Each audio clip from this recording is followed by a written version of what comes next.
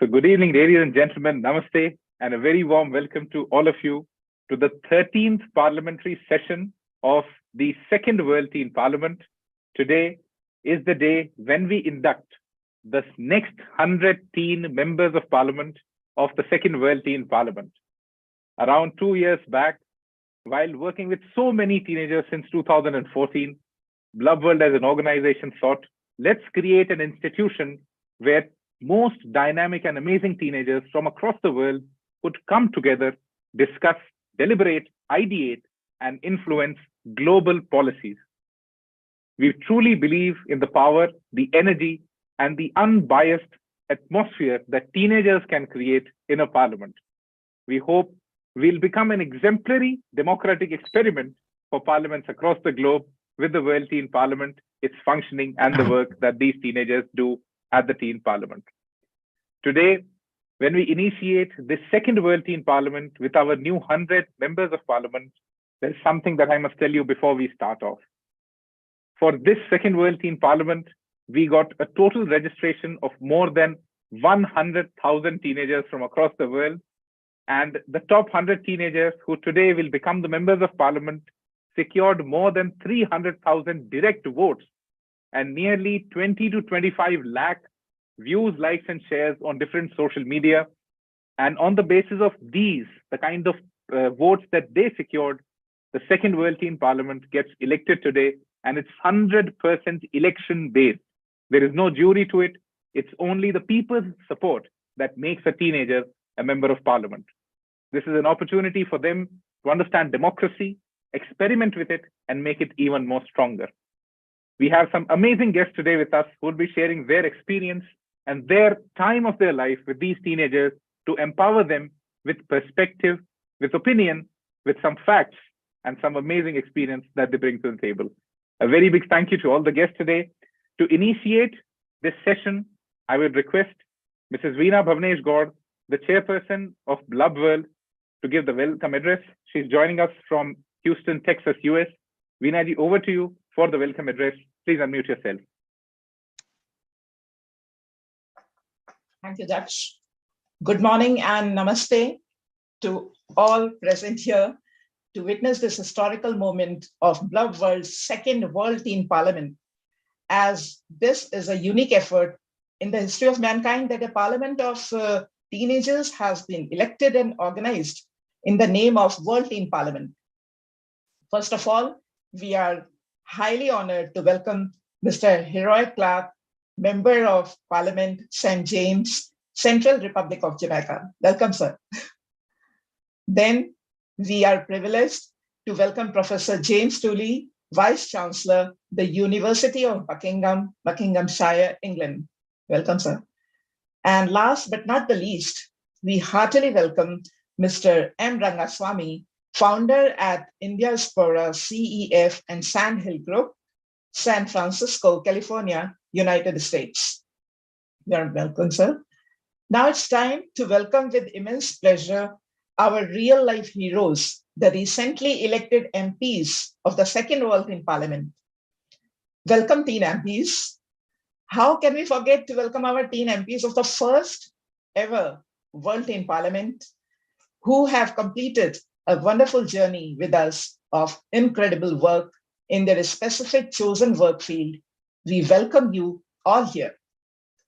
Now, a warm welcome to all our advisors, patrons, supporters, renowned mentors, school custodians, school ambassadors, well-known school leaders, principals, teachers, caring parents, family and friends, and all of our viewers with whose efforts we could complete this amazing journey of creating the Second World Teen Parliament.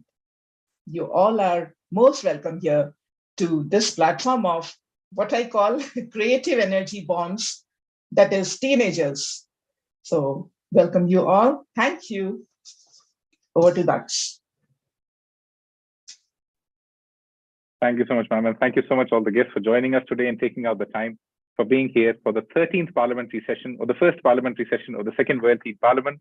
To initiate today's session, let me invite the first speaker for today for the welcome address. A very warm welcome to Mr. Heroy Clarke, the Member of Parliament from St. James, Central Republic of Jamaica, Heroy sir, over to you for the welcome address of this 13th Parliament.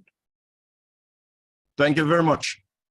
Good morning, good day to everyone out there in virtual land. Let me say how happy I am to be invited to join the 13th World Youth or Teen Parliament. I'm so humbled to be invited to speak to these young persons, people today at this forum. Let me tell you how powerful the mind is, that those of you here will someday hold high office in government, public institution and private sectors. However, to achieve such greatness, it will be a journey on many a rocky road full of obstacles.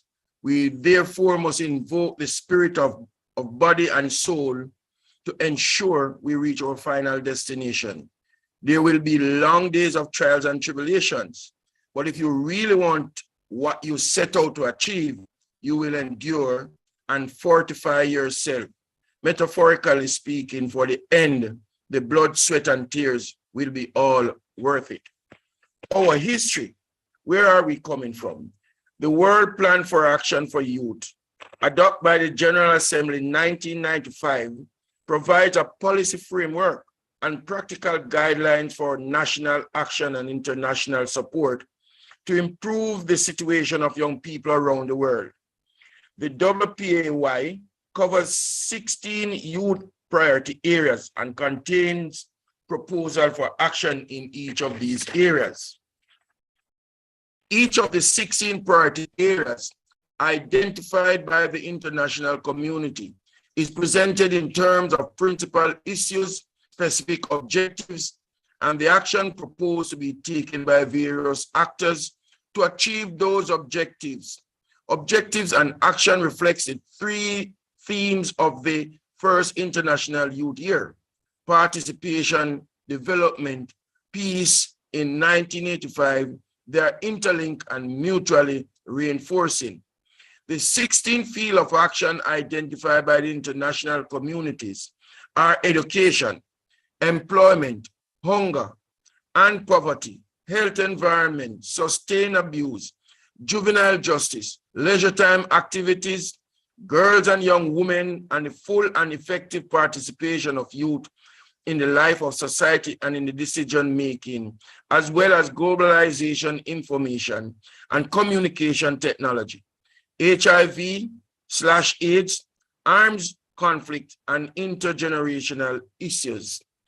Implementation of the program of action requires the full enjoyment by young people of all human rights and fundamental freedom, and also requires that government takes effective action against violations of these rights and freedom and promote non-discrimination, tolerance, respect for diversity, with full respect for various religious and ethical values, cultural background, and philosophical conviction of their young people, equality of opportunity, solidarity, security, and participation of all young women and men.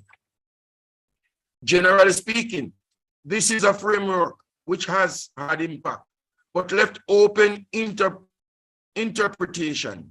It may not be applicable and implementable to countries as is. It is well researched, however.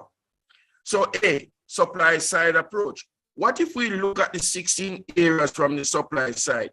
So that the 16 areas such as education, employment, hunger and poverty, health, environment, etc. The above are the well-researched issues. What if we were more solution-oriented? We could see youth entrepreneurship, youth in tourism, youth in agriculture, youth in national security, youth in civil society.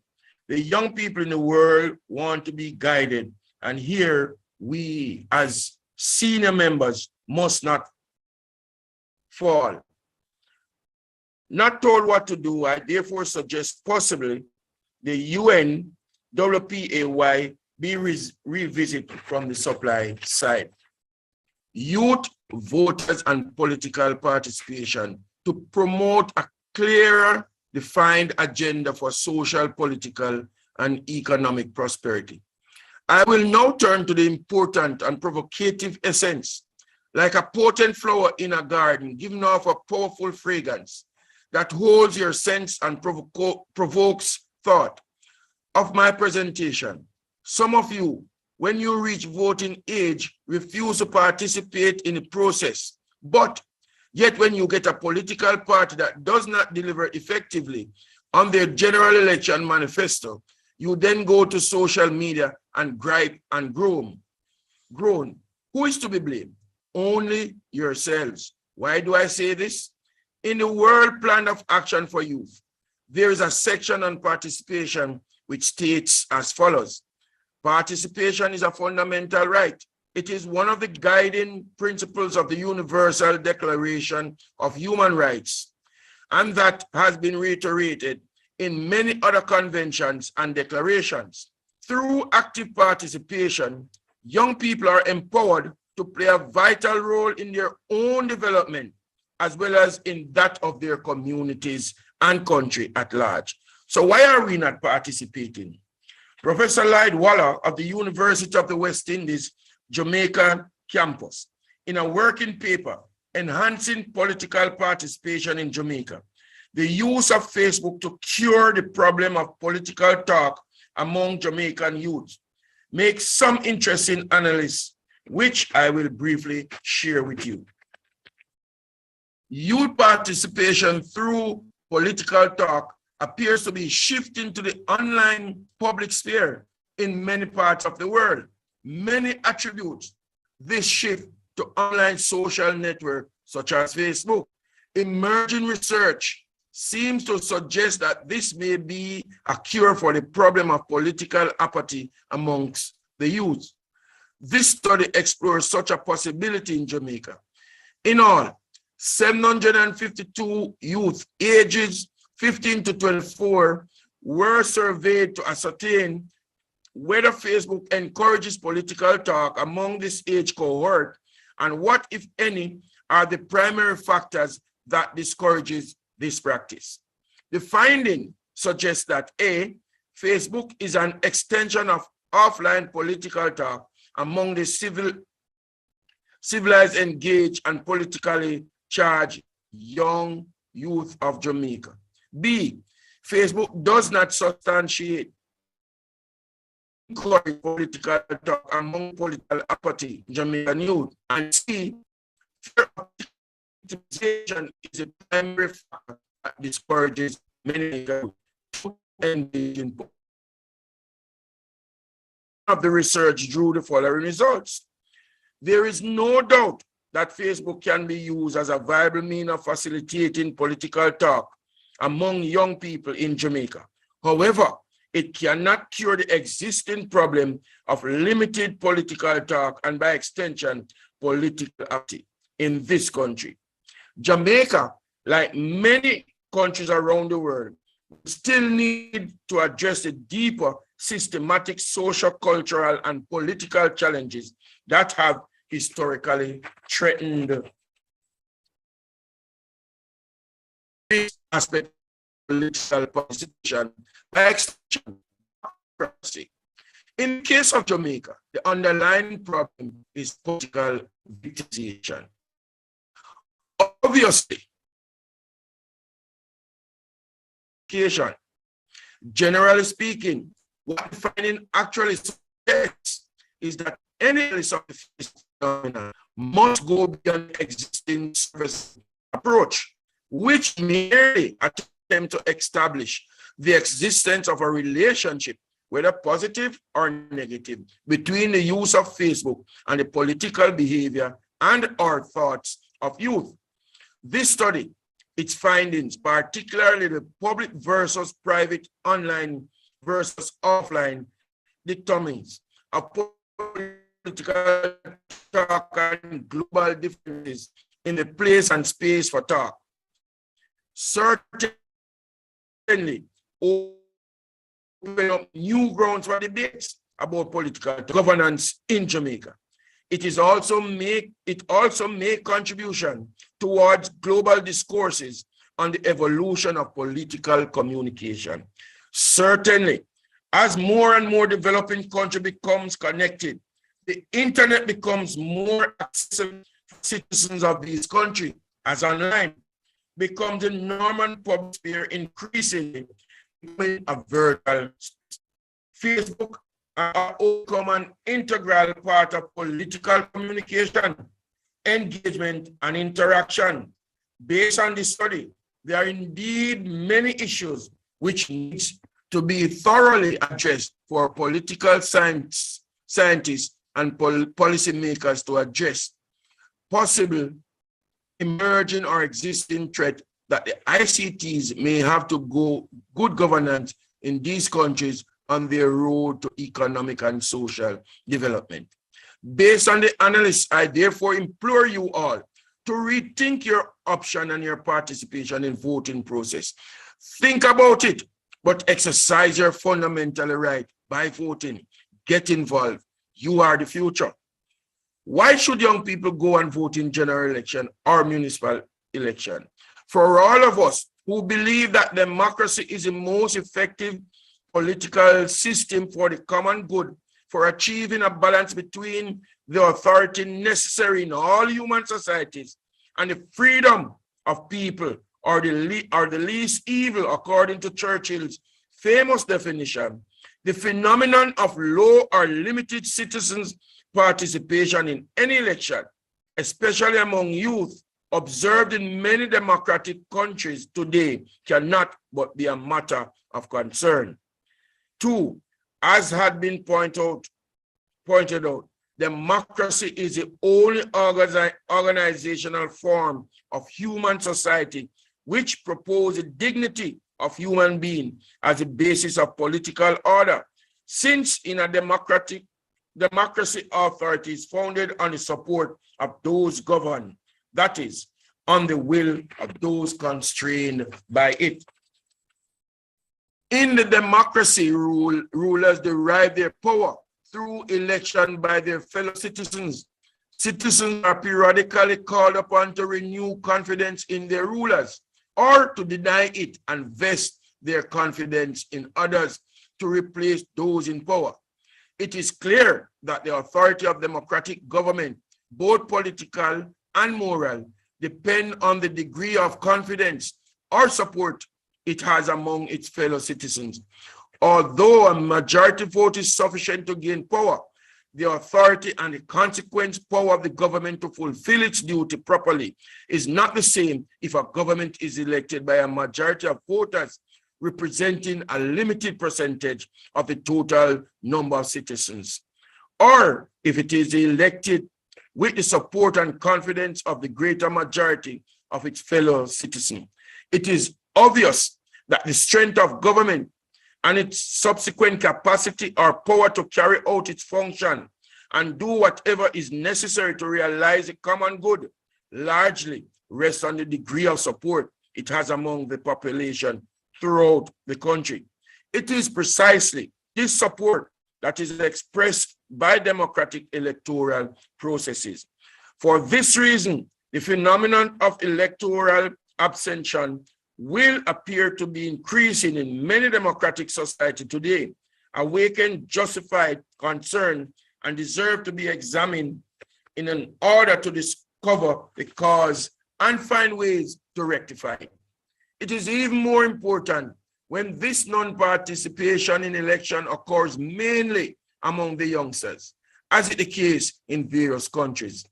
The latter observation comes from a report, Youth Voter Participation, involving today's young in tomorrow's democracy, prepared by the International Institute for Democracy and Electoral Assistance.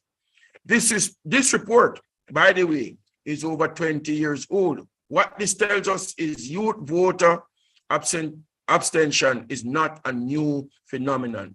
In concluding, in ending, I thank you for your kind invitation, which has allowed me to share with you my personal perspective on the future prospect of the youth out there seeking new options in second thinking world.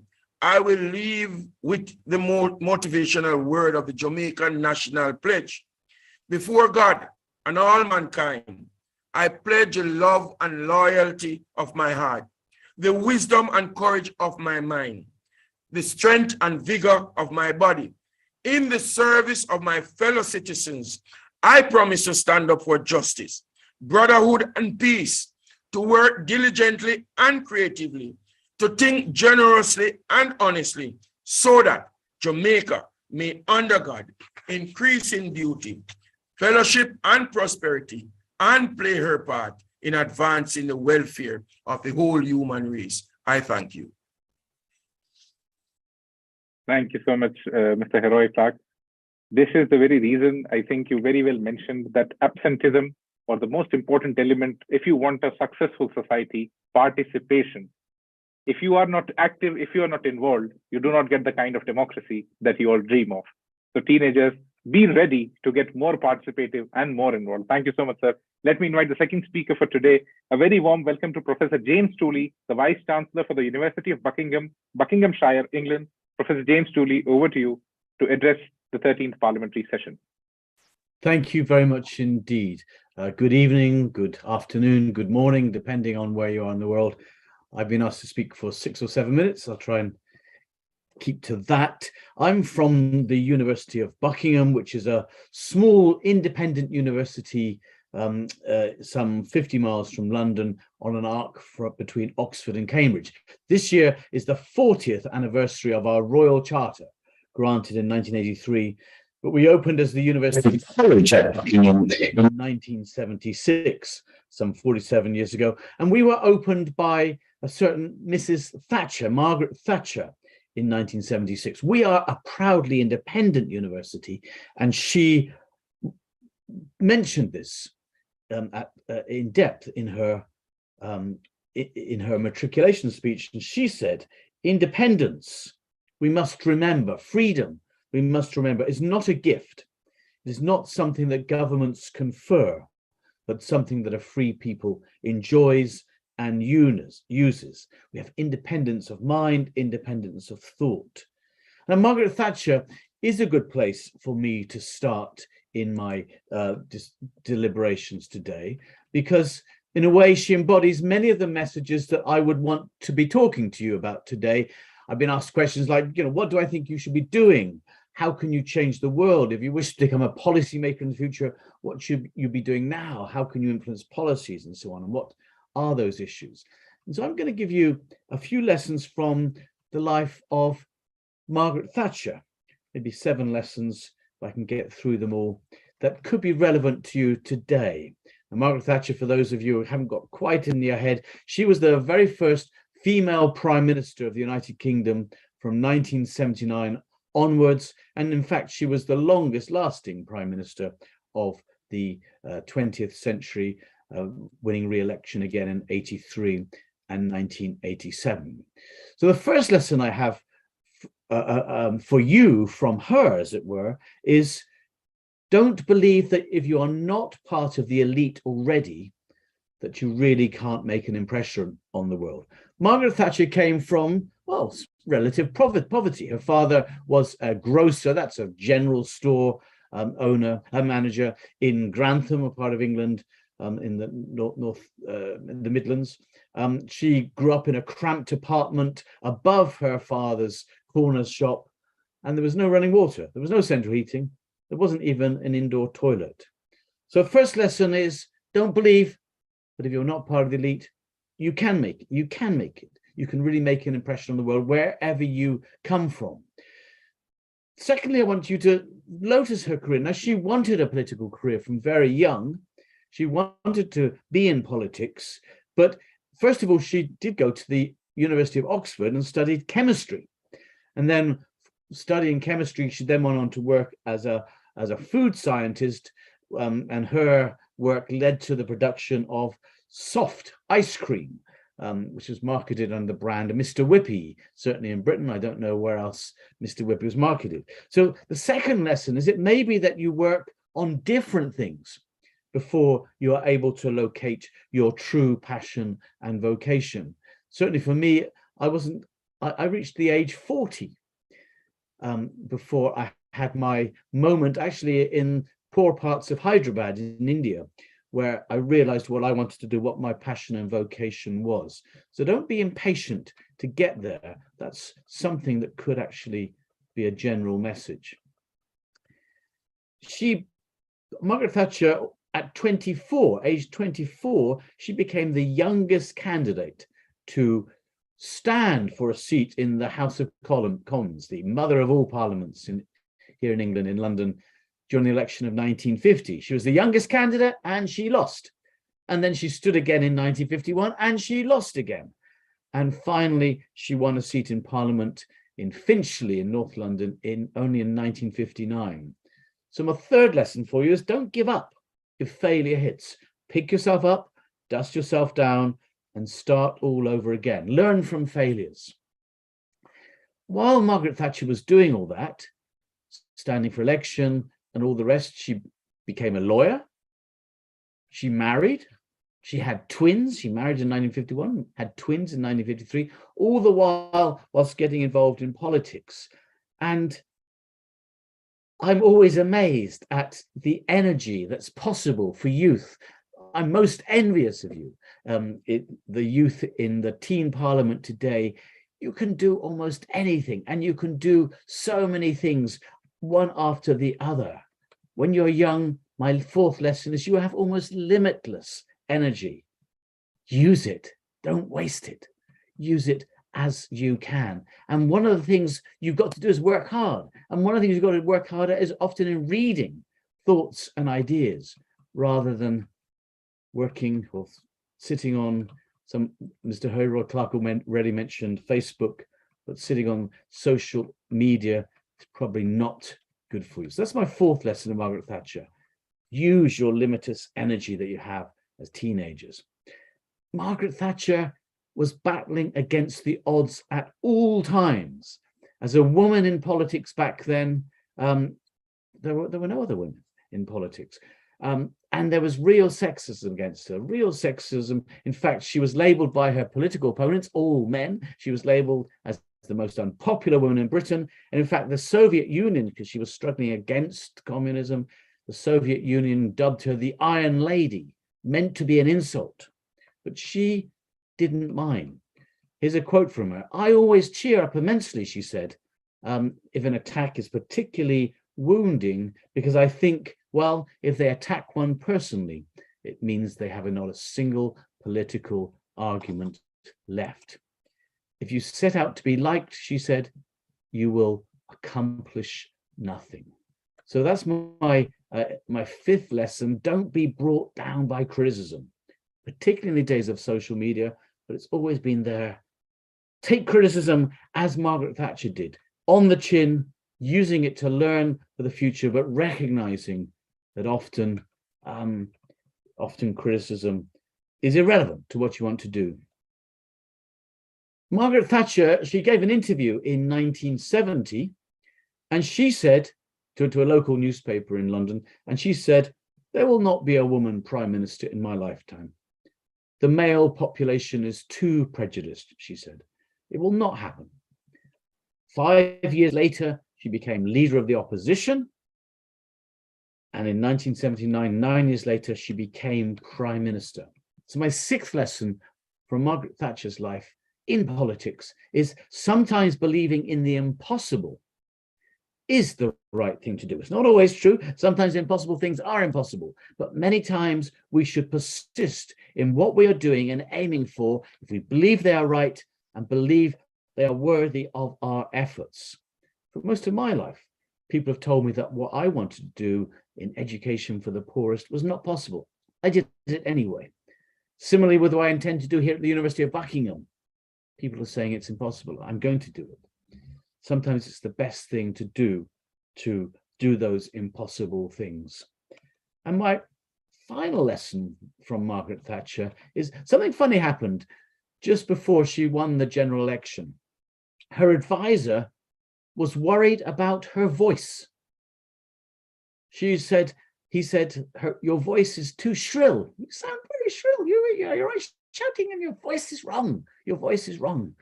And by chance, she met Sir Laurence Olivier, the great British actor. And he recommended a voice coach from London's National Theatre.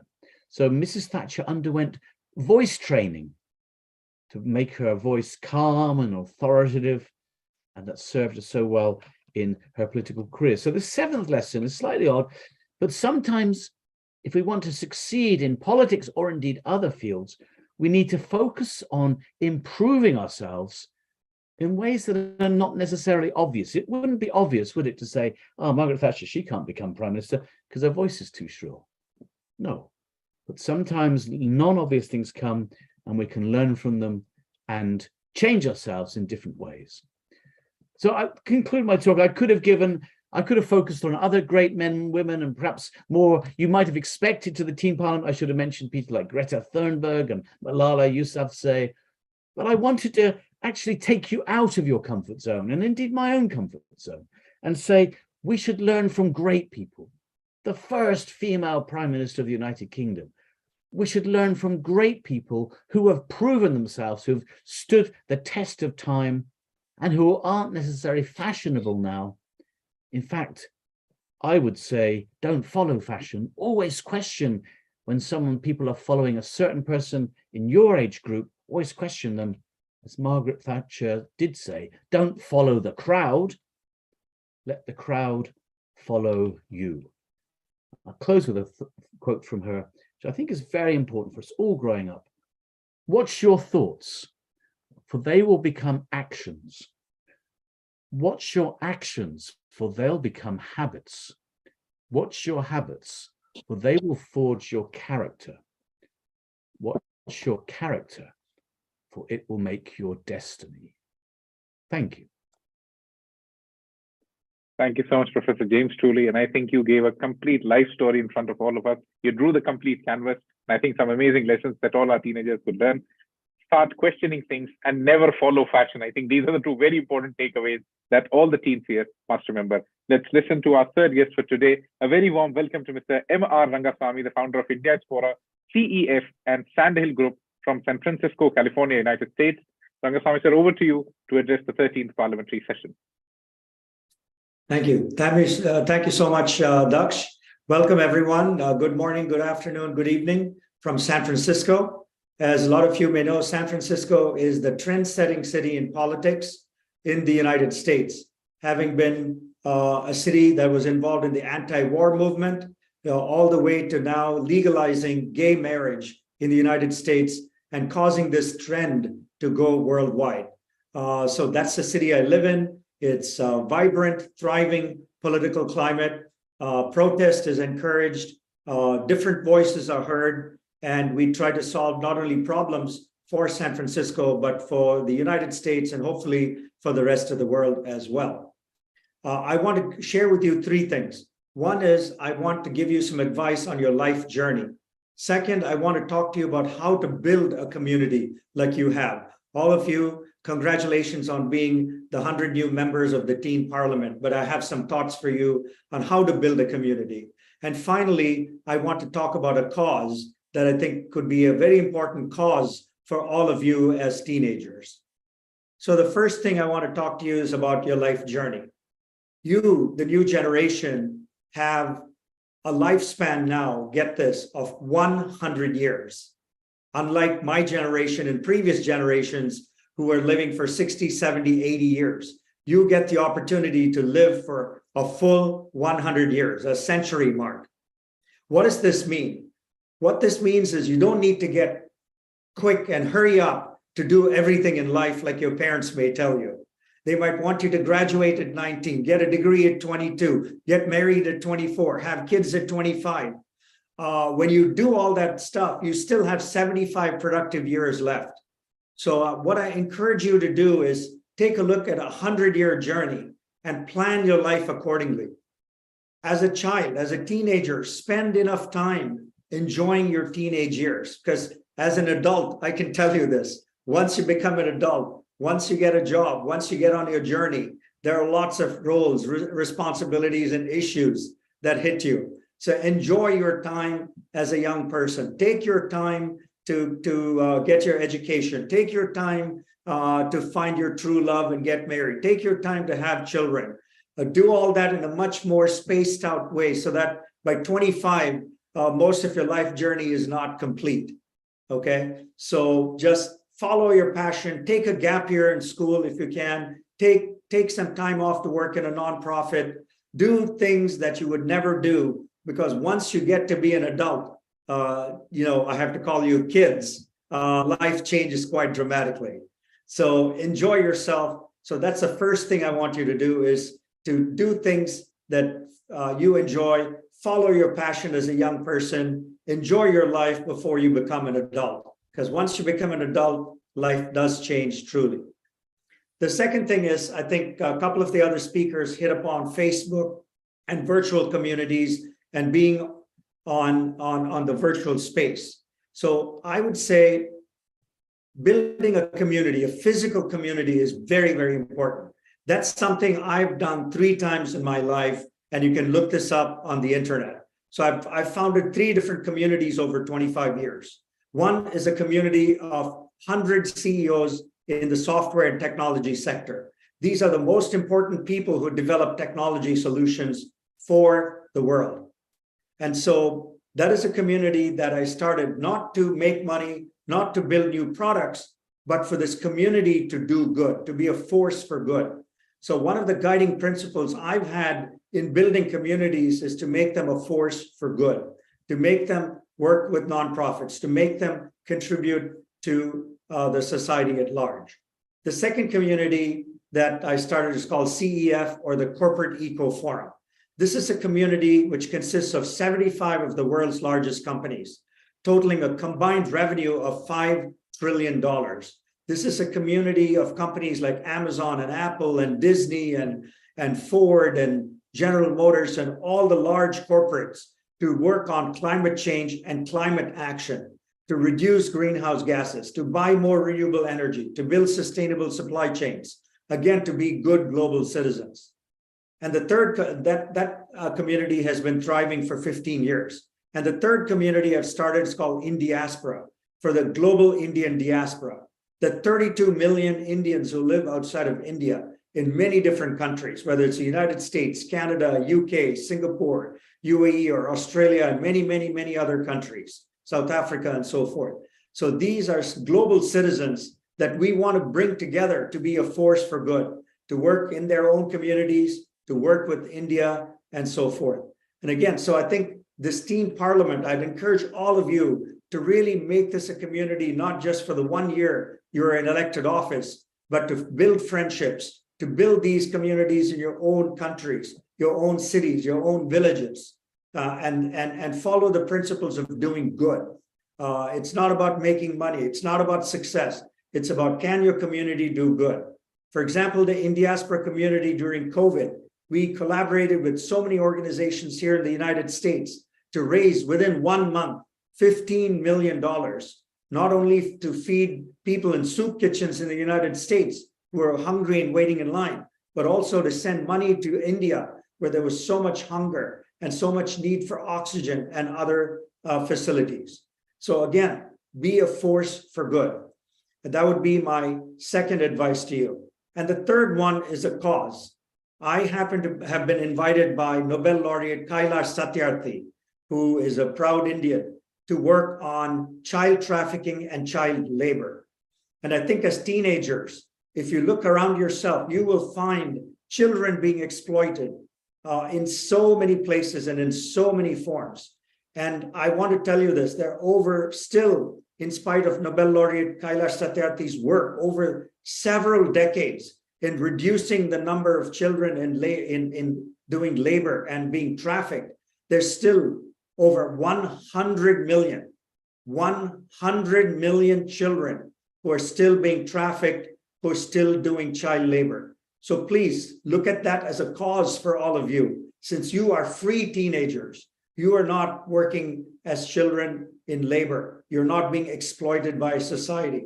Please bring that up as a cause in teen parliament, is to work to abolish child labor and child trafficking. Because I think all of you as children need to be free citizens of your country, your city, your state, your world, to be able to do whatever you want to do, whatever you think is your passion and your life journey. So I would encourage you in this parliament to discuss child labor and child trafficking as an important element. And you as children, as teen parliamentarians, have the responsibility to other children like yourself to really make sure they are free just like you are. So those are some of the things that I wanted to impress on you is, one, you are going to live for 100 years.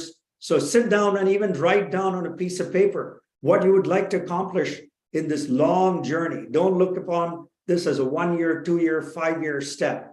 So second, build communities like the Teen Parliament is doing here. Make that also into a physical component where you can get together. Now that COVID is mostly behind us, hopefully you can meet locally in your city or your country.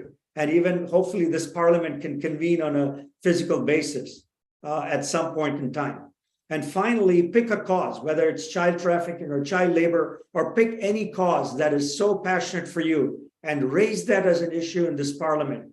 Get your fellow parliamentarians to support you, to give you advice, to give you resources, to make this world a better place. So thank you so much, Daksh, for inviting me, and I will leave you with those messages. Thank you so much, Mr. Rangaswamy, for sharing your experience. And I think you've built some of the world's most impactful and closely knit communities who are still alive, kicking, and doing such a lot of good, impactful work across the globe. Thank you so much, sir. So now the list of the 100 members of parliament who become the members of parliament this year, you'll be able to see that list at 9:15 when the session concludes. But before you see that list, now is the time when we take the first set of questions from the teen MPs in the Second World Teen Parliament. So at least some of you will come to know that have you become an MP or not. Let me give you the opportunity to put your questions through. Let me invite the first teen MP of the Second World Teen Parliament to ask the first question in the 13th Parliamentary Session. A very warm welcome to Twisha Rawat. Twisha, over to you. Unmute yourself and ask your question. Thank you, sir. Good morning, respected speakers. My name is Twisha Rawat and I'm currently in grade 10th. I study in the Kalyani School in the city of Pune, present in the state of Maharashtra in India. I would like to address the question towards Mr. Heroy Clarke. Recently, there has been an increase in violence in schools in Jamaica, and it has been found that it is due to poor mental health of the youth. As a member of the parliament, how do you plan on helping out the youth in schools?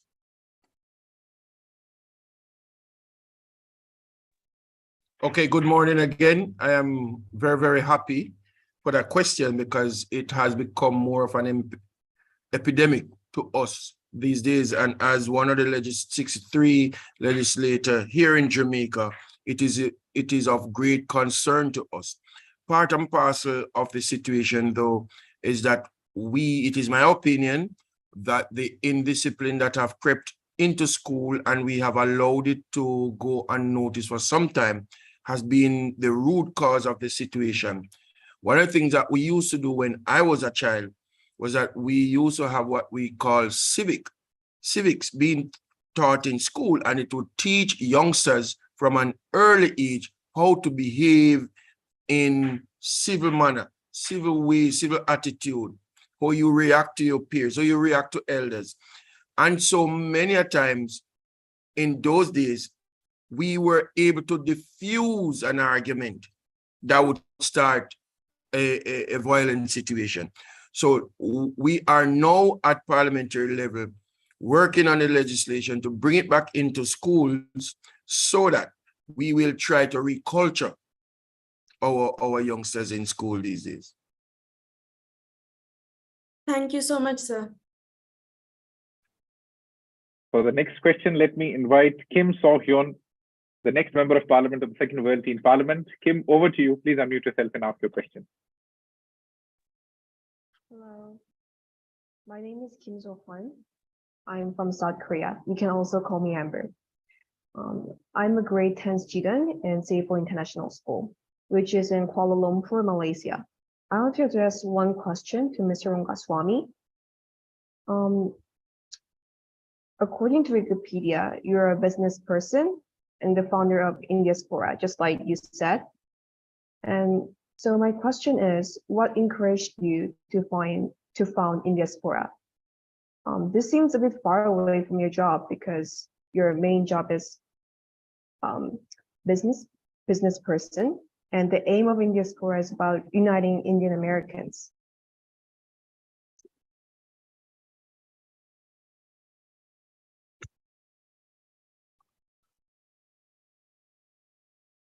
Thank you so much for that question. Again, one of the things that I have really started focusing on is giving back. One of the things that we all have to do early on, and I have a billionaire friend, and when I asked him what his biggest regret in life was, he's now 75 years old. He said, the biggest regret in my life was not to start giving early in life. So most people in life, what they do is, because of circumstances, you start saving money, you start creating wealth, you start doing all these things with the idea that when you retire, when you get older, you give back.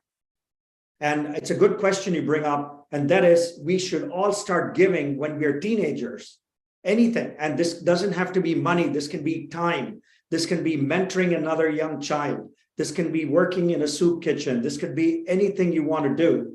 But I would encourage everyone to start early. And in my case, I only started when I was 40 years old. And that would also be my regret, that why didn't I try to do something for the community at large much earlier in life? The reason I started Indiaspora for the Indian community was my heritage. I came as an immigrant to the United States and grew up in the US and was able to succeed in the United States. So in my mind, it was always, why can't I help other people like myself from my heritage with things that I was able to accomplish? That was the driving factor. And I'd gone back and forth to India many times, trying to help Indians. But then I realized that the diaspora community, like I said, is 32 million people.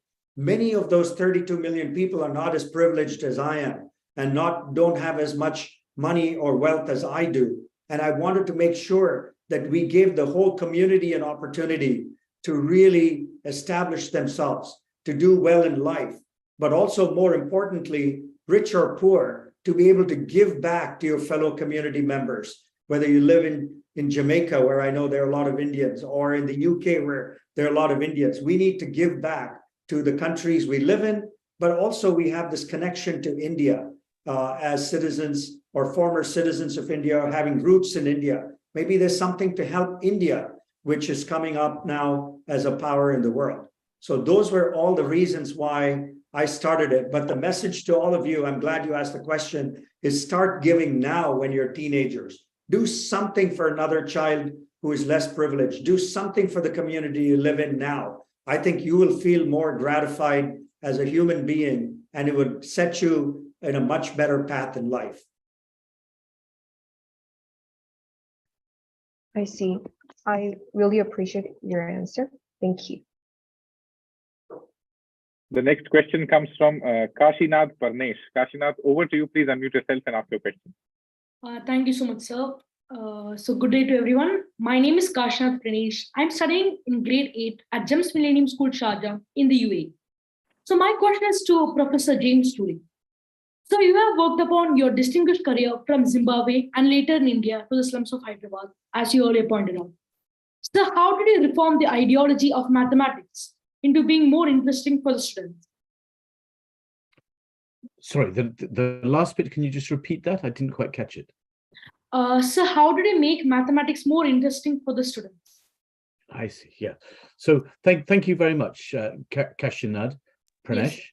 From at a GEMS school you are, is it, in the Emirates? Yeah. Yes. Yeah, I know the GEMS schools very well. Sunny Vaki runs and so on. Yeah. So what you're alluding to is the beginning of my career.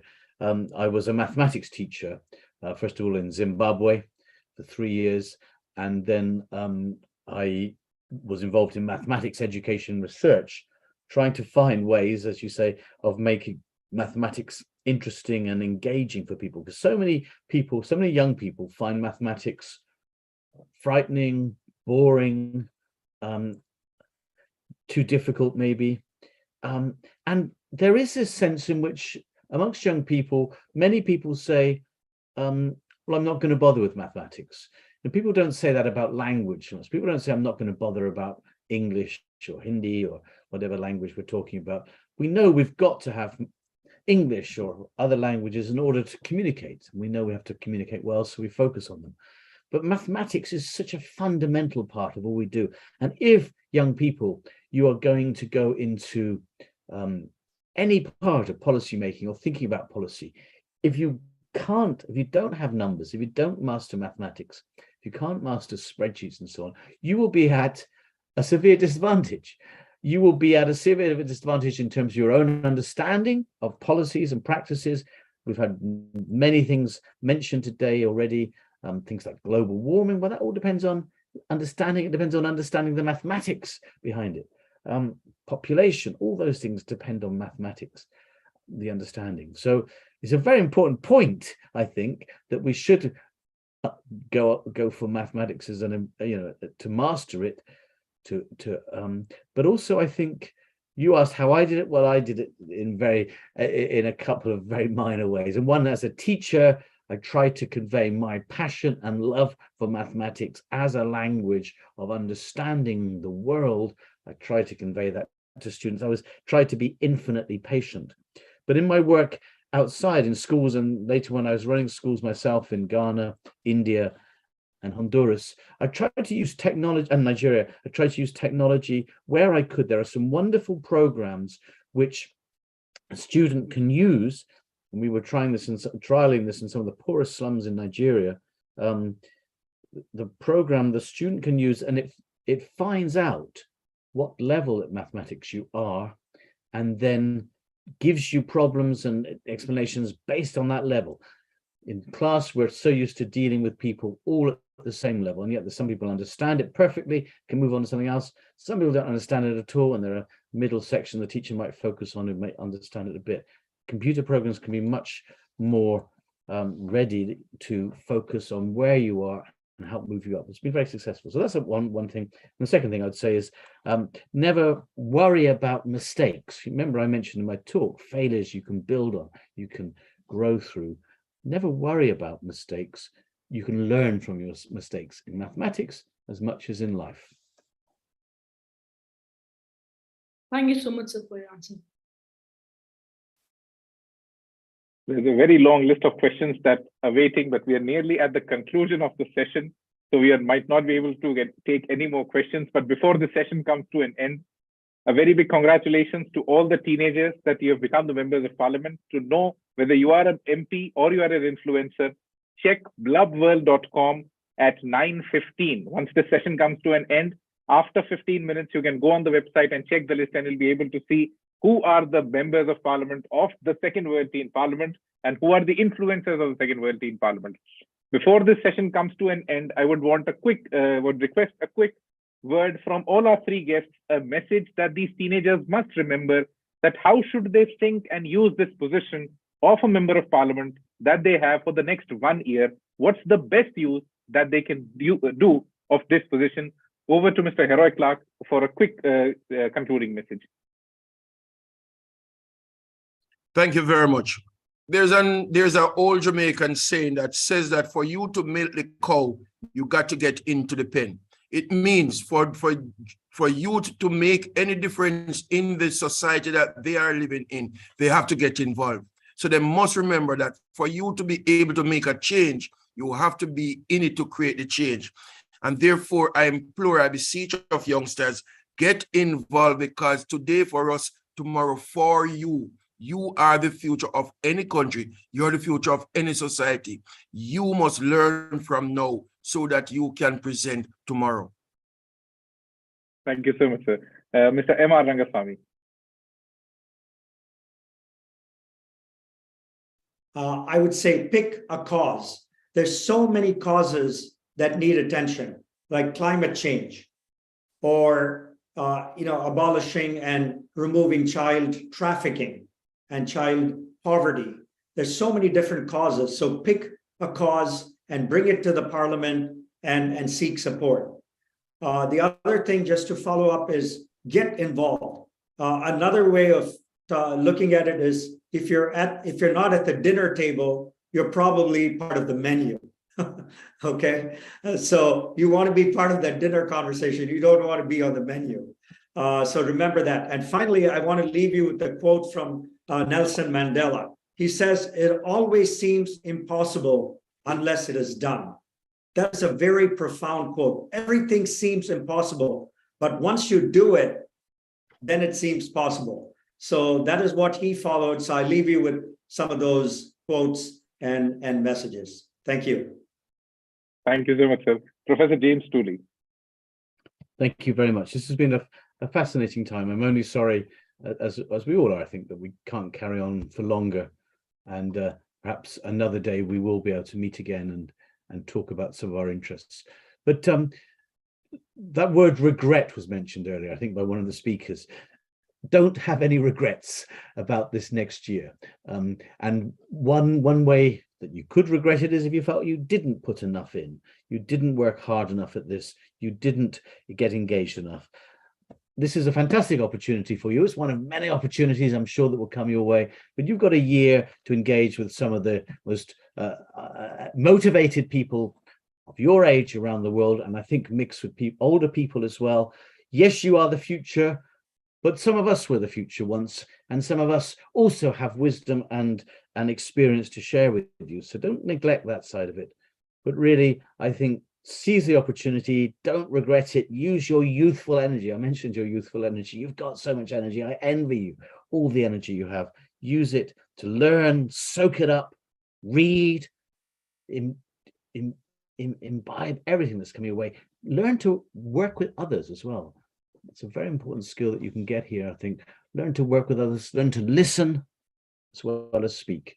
And what's the ratio that we should listen and speak in? I think you should listen 4 parts, speak 1 part out of 5. I think that's the sort of ratio. And that way you'll get a lot out of this year together. So I'm very grateful for you for inviting me, and I'm really looking forward to hearing how the participants get on over this year. Thank you so much, Professor James Tooley. So many congratulations to all the teenagers for becoming the members of Parliament of the World Teen Parliament. Check out the list on loveworld.com before the session comes to an end, and before you embark on this year-long journey of being a teen member of Parliament at the World Teen Parliament, remember one very simple thing. The World Teen Parliament is absolutely free for you. There's no cost that you've put into it. It's absolutely free for everyone because it's a give back initiative. Remember, during this 1 year, try to give something back to the people around you who have supported you. Understand the meaning of public trust. When people have voted for you, they trust you that you'll be able to take their cause ahead and improve their lives across the world. Thank you so much, everyone. This was the 13th Parliamentary Session of the World Teen Parliament, and let's begin the 2nd World Teen Parliament with this. Thank you. Good night.